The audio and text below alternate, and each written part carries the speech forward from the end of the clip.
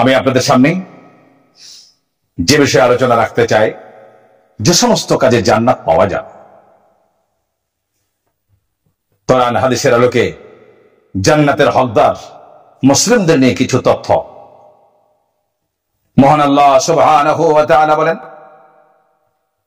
ওয়াবাশশিরিল্লাযীনা আমানু ওয়া আমিলুস সালিহাতি আন্না লাহুম জান্নাতিন তাজরি মিন তাহতিহাল আনহার কুল্লামা রুযিকু মিনহা মিন সামারাতির রিজকা قالوا هذا الذي رزقنا من قبل وأوتوا به متشابها ولهم فيها أزواج مطهرة وهم فيها خالدون।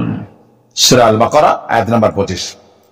আল্লাহ সুবহানাহু ওয়া তাআলা মুমিনদেরকে বলেন, যারা বিশ্বাস করে ও সৎ কর্ম করে তাদের শুভ সংবাদ দাও যে তাদের জন্য রয়েছে জান্নাত। যেরকম আলহামদুলিল্লাহ। যারা তলদেশ দিয়ে নদী প্রবাহিত, যখনই তাদের ফলমূল খেতে দেওয়া হবে তখন তারা বলবে, আমাদের পৃথিবীতে অথবা জান্নাতে পূর্বে জীবিকার রূপে যা দেওয়া হতো এই তো তাই, তাদেরকে পরস্পর একই সদৃশ্য ফল দান করা হবে এবং সেখানে তাদের জন্য পবিত্র সহধর্মিণী রয়েছে, সহধর্মিণীগণ রয়েছে অধিকন্ত, তারা সেখানে চিরস্থায়ী রূপে বসবাস করবে। যেরকম আলহামদুলিল্লাহ। কখনো জান্নাতে যাওয়ার স্বরূপ বলা হয়েছে তারা মুসলমান ছিল। সূরা যুখরুফের মধ্যে ৬৮ থেকে ৭০ নম্বর আয়াতে আল্লাহ তাআলা বলেন, ইয়া ইবাদি লা খাউফুন আলাইকুমুল ইয়াওমা ওয়া লা আনতুম তাহজানুন আল্লাযীনা আমানু বিআয়াতিনা ওয়া কানু মুসলিমিন উদখুলুল জান্নাতা আনতুম وأزواجكم تحبرون। সূরা যুখরুফের ৬৮ থেকে ৭০ নম্বরে আল্লাহ তাআলা বলেন, হে আমার দাসগণ, আজ তোমাদের জন্য কোনো ভয় নেই, তোমরা দুঃখিত হবে না। যারা আমার আয়াতে বিশ্বাস করেছিল এবং আত্মসমর্পণকারী মুসলিম ছিল, তোমরা এবং তোমাদের সহধর্মিণীগণ সানন্দে জান্নাতে প্রবেশ করে না। যে সমস্ত কাজে জান্নাত পাওয়া যাবে আমি আপনাদের সামনে একটা একটা করে তথ্যগুলো দিয়ে যাই। কখনো এর কারণ বলা হয়েছে আল্লাহর ইবাদতে আন্তরিক ছিল, তারা আল্লাহর খাঁটি বান্দা ছিল, আর আল্লাহ তাআলার যারা খাঁটি বান্দা তাদের জন্যই তো আল্লাহ তাআলা এই জান্নাতের ব্যবস্থা করে দিয়েছেন। সূরা সাফফাতের 40 থেকে 43 নম্বরে আল্লাহ তাআলা বলেন, إلا عباد الله المخلصين أولئك لهم رزق معلوم فواكه وهم مكرمون في جنة النعيم। الله أكبر। মান আল্লাহ তাআলা বলেন, তবে তারা আল্লাহর বিশুদ্ধ চিত্তা দাস তারা নয়, তাদের জন্য নির্ধারিত রুজি বহু ফলমূল এবং তারা হবে সম্মানিত। সুখময় বাগান সমূহের মধ্যে জান্নাতের মধ্যে তাদের আবাস রয়েছে। কখনো জান্নাতের হকদারের ইবাদতের কথা আমার আল্লাহ সুবহানাহু ওয়া তাআলা স্পষ্ট করে বলেছেন। সূরা সাজদার মধ্যে 15 থেকে 17 নম্বর আয়াতে আল্লাহ বলেন, إنما يؤمن بآياتنا الذين إذا ذكروا بها خروا سجدا وسبحوا بحمد ربهم وهم لا يستكبرون تتجافى جنوبهم عن المضاجع يدعون ربهم خوفا وطمعا وما رزقهم ينفقون فلا تعلم نفس ما أخفي لهم من قرة وعين جزاء بما كانوا يعملون الله أكبر আল্লাহ সুবহানাহু ওয়া তাআলা কেবল তারাই আয়াতসমূহ আমার বিশ্বাস করে যাদেরকে দ্বারা উপদেশ দেওয়া হলে তারা সিজদায় লুটিয়ে পড়ে, তাদের প্রতিপালকের সব প্রশংসা পবিত্রতা মহিমা ঘোষণা করে এবং তারা অহংকার করে না। তারা শয্যা ত্যাগ করে আকাঙ্ক্ষা ও আশঙ্কার সাথে তারা প্রতিপালককে ডাকে এবং আমি তাদেরকে যে রুজি প্রদান করেছি তাদের থেকে তারা আল্লাহর রাস্তায় ব্যয় করে। কেউ জানে না তার জন্য তার কৃতকর্মের বিনিময় স্বয়ং নয়ন প্রতিকার পুরস্কার লুকিয়ে রাখা হয়েছে। জোরে কোন সুবহানাল্লাহ। আল্লাহ সুবহানাহু ওয়া তাআলা কখনো আপদে বিপদে মুসিবতে ধৈর্য আল্লাহর উপর রাখার বিনিময়কে জান্নাতের কথাও বলে দেওয়া হয়েছে। আল্লাহ সুবহানাহু ওয়া তাআলা স্পষ্ট করে সূরা আনকাবুতের 98 থেকে 59 নম্বর আয়াতে বলেন, ওয়াল্লাযীনা আমানু ওয়া আমিলুস সালিহাতি لنبوئنهم من الجنة غرقا تجري من تحتها الأنهار خالدين فيها نعم أجر العاملين الذين صبروا وعلى ربهم يتوكلون আল্লাহু আকবার।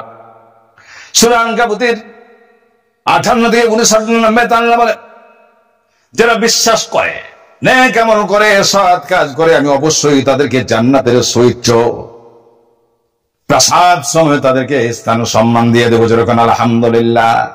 যার নদী নালা প্রবাহিত সেখানে তারা চিরস্থায়ী বসবাস করবে। সৎকর্ম পরায়ণদেরকে আমার আল্লাহ পুরস্কার কত উত্তম যারা ধৈর্য অবলম্বন করেছে এবং তাদের প্রতিপালকের উপরে তাওয়াক্কাল করেছে, ভরসা করেছে। জোরে কোন সুবহানাল্লাহ। এই আয়াতের মাধ্যমে আমরা জানতে পারি কখনো ঈমান ও দ্বীনের উপর সুপ্রতিষ্ঠিত অটল থাকার বিনিময়ে আল্লাহ পাক আমাদের জন্য জান্নাতের কথা বলেছেন। জোরে কোন আলহামদুলিল্লাহ।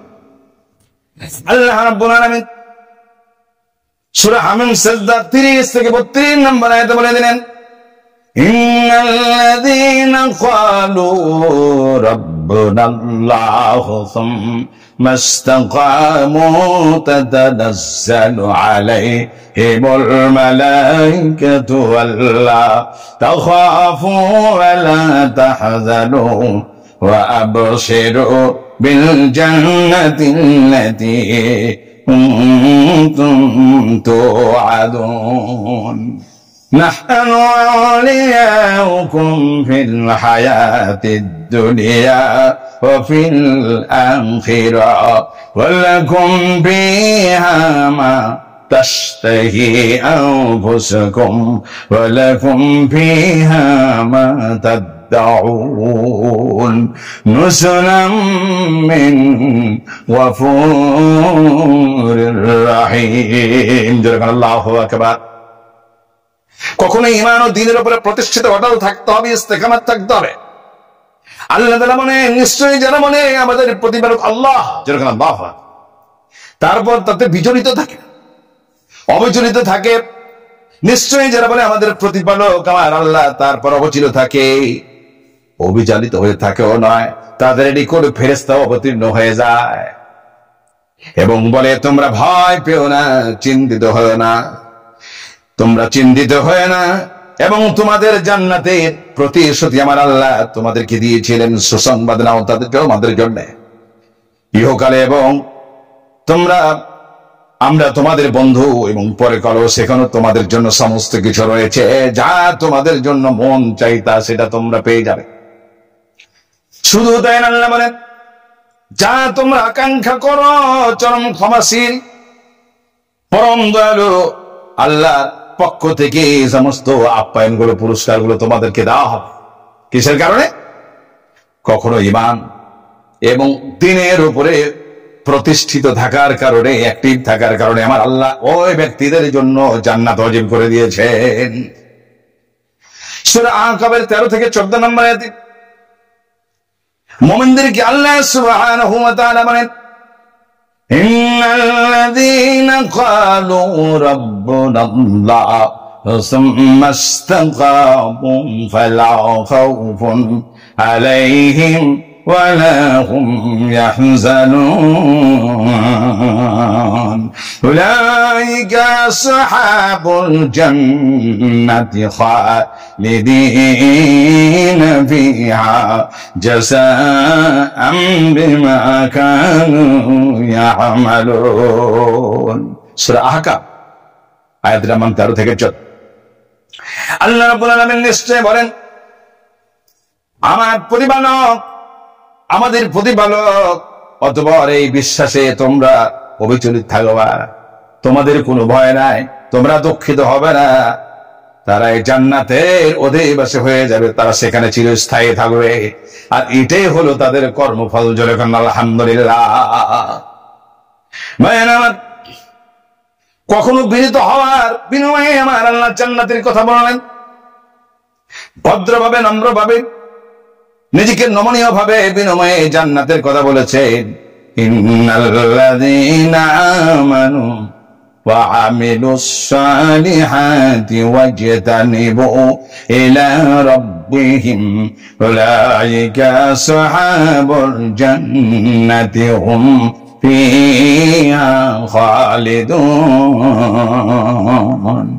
সূরা হুদ আয়াত নাম্বার 33। মহান আল্লাহ মানে নিশ্চয় যারা বিশ্বাস করেছে এবং সৎ কার্যাবলী সম্পন্ন করেছে, নিজেদের প্রতিপালকের কাছে তারা বিনত হয়েছে, তারাই হবে জান্নাতবাসী, তাতে তারা অনন্তকাল সেখানে বসবাস করবে। জয় কন্যা আলহামদুলিল্লাহ।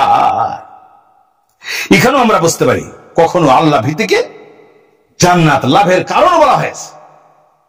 আল্লাহর ভয় তাকওয়া ভিত্তিক ব্যক্তি গঠনের ক্ষেত্রে আল্লাহ সুবহানাহু ওয়া তাআলা জান্নাত লাভের কারণ এখানে বলা হয়েছে।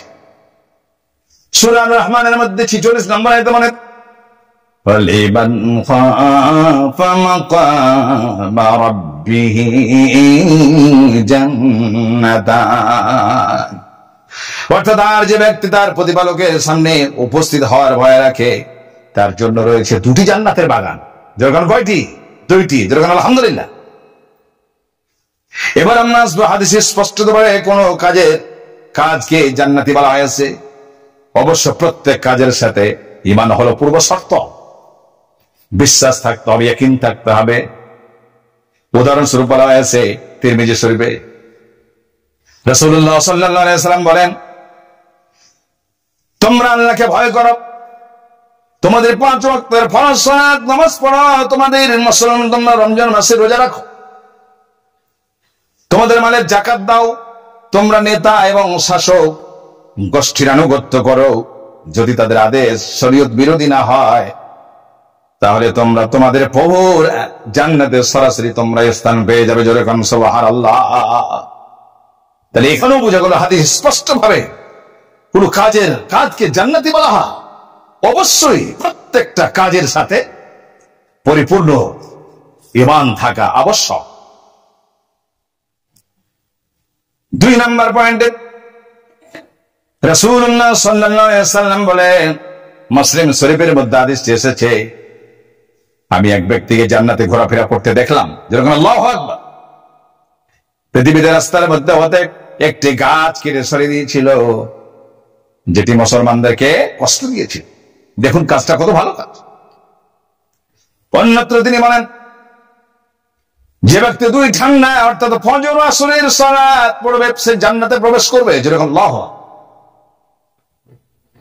3 নম্বর পয়েন্টে রাসূল করিম সাল্লাল্লাহু আলাইহি ওয়াসাল্লাম বলেন, মুসলিম শরীফের মধ্যে হাদিসটি এসে গেছে, এই যে ব্যক্তি আল্লাহর সাথে কাউকে অংশীদার স্থাপন করবে না, সে জান্নাতে প্রবেশ করবে। আর যে ব্যক্তি তার সাথে কোন জিনিসকে অংশীদার করবে এবং তাওবা না করে, ওই অবস্থায় সে মৃত্যু বরণ করবে, সে জাহান্নামে চলে যাবে। জোরে বলেন নাউযুবিল্লাহ। 4 নম্বর পয়েন্টে বলা হলো, রাসূল করিম সাল্লাল্লাহু আলাইহি ওয়াসাল্লাম বলেন, আবু দাউদ ও হাকিম দুইটি হাদিস আছে, বিশ্বনবী বলেন যে ব্যক্তি শেষ কথা হবে লা ইলাহা ইল্লাল্লাহ, অর্থাৎ এই কালেমা পড়তে পড়তে যার মৃত্যু হবে, রাসূল বললেন সে সরাসরি জান্নাতে প্রবেশ করবে। জোরে বলেন আলহামদুলিল্লাহ। 5 নম্বর পয়েন্টে তিরমিজি শরীফে হাদিসটি এসেছে, সেই বুখারীতে হাদিসটি এসেছে, জনাব মুহাম্মদ রাসূলুল্লাহ সাল্লাল্লাহু আলাইহি সাল্লাম বলেন, এক ব্যক্তি নিবেদন করল, হে আল্লাহর রাসূল, আমি এই সূরা কুল হুয়াল্লাহু আহাদ ভালোবাসি। তিনি বললেন, এই ভালোবাসা তোমাকে জান্নাতে প্রবেশ করাবে। জোরে বলেন আলহামদুলিল্লাহ। 6 নম্বর পয়েন্টে বিশ্বনবী জনাব মুহাম্মদ রাসূলুল্লাহ সাল্লাল্লাহু আলাইহি সাল্লাম বলে দিলেন, সহিহ বুখারী ও মুসলিম শরীফের মধ্যে হাদিসটি আছে, এক লোক নবী করিম সাল্লাল্লাহু আলাইহি ওয়াসাল্লামকে এসে বলল, আমাকে একটি আমল শেখাইয়ে দেন, আমলের পরামর্শ দিয়ে দিন যা আমাকে জান্নাতে প্রবেশ করাবে। তিনি বললেন, আল্লাহর বندگی করবে আর তার সাথে কোন রকমের শরীক অংশীদারিত্ব স্থাপন করবে না, সালাত কায়েম করবে, যাকাত দেবে, আত্মীয়তার বন্ধন অটুট রাখবে। এই কথাটি, এই সুন্দর কথাটি বিশ্বনবী জনাব মুহাম্মদ রাসূলুল্লাহ সাল্লাল্লাহু আলাইহি সাল্লাম এই জনৈক ব্যক্তিকে বলে দিলেন। সেই বুখারী এবং মুসলিম শরীফের মধ্যে হাদিসটি এসেছে। 7 নম্বর পয়েন্টে রাসূলুল্লাহ সাল্লাল্লাহু আলাইহি সাল্লাম বলতেছেন কিভাবে, সহিহুল বুখারী 7280, বিশ্বনবী বলেন, আমার প্রত্যেকটা উম্মত বেহেশতে প্রবেশ করবে, জান্নাতে প্রবেশ করবে। যেরকম আলহামদুলিল্লাহ। তবে সে নয় যে বেহেশতে প্রবেশ করবে অস্বীকার করবে। সাহাবায়ে কেরাম জিজ্ঞাসা করলেন, বলা হলো অস্বীকার আবার কে করবে? আল্লাহ বললেন, হে আল্লাহর রাসূল, অস্বীকার কে করবে? তিনি বললেন, যে ব্যক্তি আমার অনুসরণ করবে সে বেহেশতে প্রবেশ করবে। যেরকম আলহামদুলিল্লাহ। আর যে আমার নাফরমানি করবে সে আসলে বেহেশতে প্রবেশে অস্বীকার করবে। তাহলে বোঝা গেল বেহেশতে প্রবেশ করার জন্য রাসূল করিম সাল্লাল্লাহু আলাইহি ওয়াসাল্লামের আদর্শ আনুগত্য, তার সুন্নাত আমাদের জীবনে আমল করা অত্যন্ত জরুরি। 8 নম্বর পয়েন্টে সহিহ তারগিব, রাসূল করিম সাল্লাল্লাহু আলাইহি ওয়াসাল্লাম একদা এক ব্যক্তি নবী করিম সাল্লাল্লাহু আলাইহি ওয়াসাল্লামকে এসে বললেন, হে আল্লাহর রাসূল, আমাকে একটা আমল শিখিয়ে দেন যা করলে আমি জান্নাতে প্রবেশ করতে পারবো। জোরে বলেন আলহামদুলিল্লাহ। তিনি বললেন, আল্লাহর সাথে কাউকে তুমি অংশীদারিত্ব স্থাপন করো না। যদিও তোমার ব্যাপারে শাস্তি দেওয়া হয়, তোমাকে পুড়িয়ে ফেলা হয়, তোমার পিতামাতার আনুগত্য করো, যদিও তাকে তোমরা তোমার ধন সম্পদ সমস্ত কিছু থেকে দূর করতে চায়, ইচ্ছাকৃতভাবে সালাত ত্যাগ করো না, কারণ যে ব্যক্তি ইচ্ছাকৃতভাবে সালাত ত্যাগ করে তার উপর থেকে আল্লাহর দায়িত্ব উঠে যায়। জোরে বলেন নাউজুবিল্লাহ।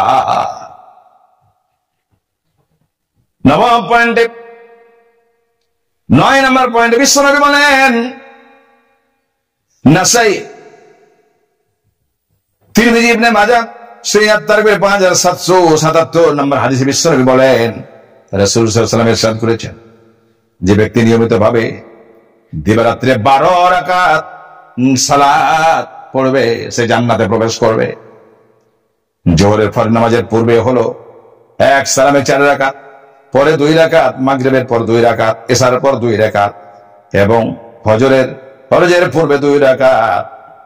এই সুন্নাতে মুআক্কাদা এই হাদিসগুলো যদি আমরা আমল করতে পারি, এই সুন্নাত নামাজগুলো, সালাত নফল নামাজগুলো যদি আদায় করতে পারি, বিশ্বনবী জনাব মুহাম্মদ রাসূলুল্লাহ সাল্লাল্লাহু আলাইহি ওয়াসাল্লাম কি চমৎকার ভাষায় সব সংবাদ দিলেন যে তারা সরাসরি নামাজ পড়বে, সে দিবারাত্রে 12 রাকাত নামাজ পড়লে জান্নাতে প্রবেশ করবে। জোরে বলেন আলহামদুলিল্লাহ।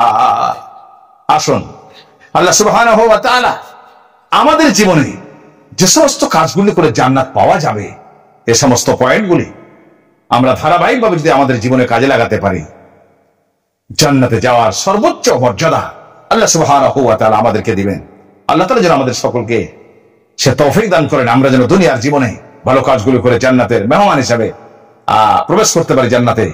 আমরা সকলেই, আল্লাহ তাআলা যেন আমাদের সকলকে তৌফিক দেন। ওয়া আখিরু দাওয়ানা আলহামদুলিল্লাহ। আসসালামু আলাইকুম।